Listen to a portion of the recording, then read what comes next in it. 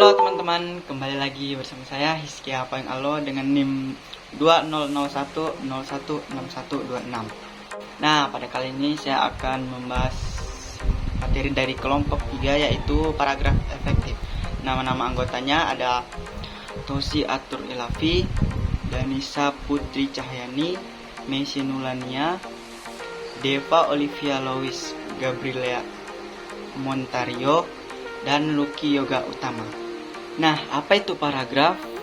Yang pertama, dalam gaya Eropa, jaringan komputer adalah dua atau lebih komputer yang dihubungkan menggunakan media komunikasi dan menggunakan protokol komunikasi. Jaringan komputer memudahkan kita untuk berbagi pakai hardware dan software.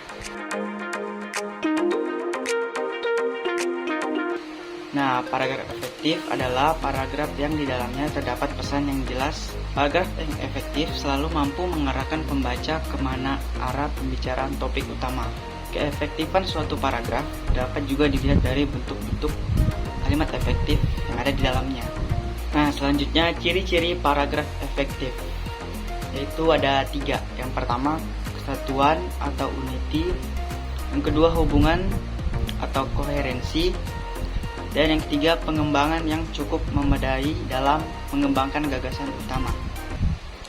Nah, selanjutnya cara membuat paragraf efektif. Yang pertama itu menentukan kalimat topik. Nah, kalimat yang menjadi inti dari suatu bacaan kalimat topik biasanya tersirat dalam judul bacaan, yang kemudian dijabarkan dalam kalimat utama di awal paragraf. Nah, yang kedua, menentukan kalimat penjelas. Merupakan uraian mengenai kalimat yang berisi penjelasan atau rincian kalimat utama dalam suatu paragraf. Nah, yang ketiga, menentukan kalimat-kalimat pengembang.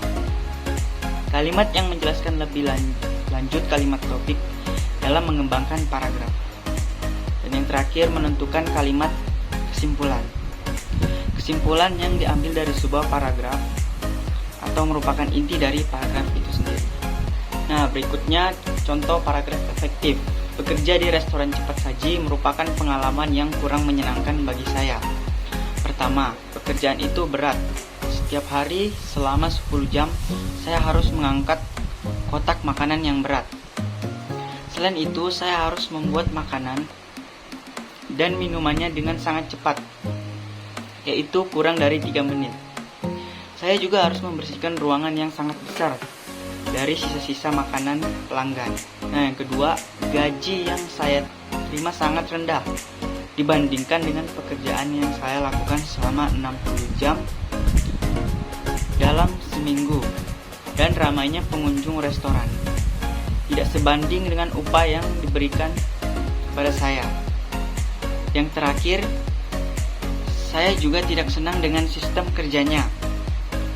Bekerja hanya diberi jam istirahat selama 30 menit dan tidak boleh terlambat. Pekerjaan tersebut benar-benar menyiksa saya. Nah, jadi kesimpulannya, paragraf adalah seperangkat atau sekelompok kalimat yang tersusun dari satu kalimat pokok dan beberapa kalimat penjelas. Yang dimaksud kalimat pokok adalah suatu kalimat yang berisikan masalah atau kesimpulan dari paragraf itu sendiri. Dan yang dimaksud dari kalimat penjelas adalah merupakan suatu kalimat yang berisikan penjelasan masalah yang terdapat dalam kalimat pokok. Paragraf bukan berkaitan dengan segi keindahan karangan itu, tetapi pembagian per paragraf ini memiliki beberapa kegunaan. Nah, yang pertama itu sebagai penampung fragmen ide pokok atau gagasan pokok keseluruhan paragraf. Yang kedua, sebagai alat untuk memudahkan pembaca memahami jalan pikiran penulisnya. Yang ketiga, penanda bahwa pikiran baru dimulai. Dan yang keempat, alat bagi pengarang untuk mengembangkan jalan pikiran secara sistematis. Nah, dan yang terakhir, dalam rangka keseluruhan karangan, paragraf dapat berguna bagi pengantar, transisi, dan penutup. Nah, mungkin sekian dari pemaparan saya mengenai paragraf efektif hasil dari kelompok 3. 3. Mohon maaf jika ada kesalahan kata dan ada kata-kata yang kurang dimengerti. Dan selebihnya saya ucapkan terima kasih.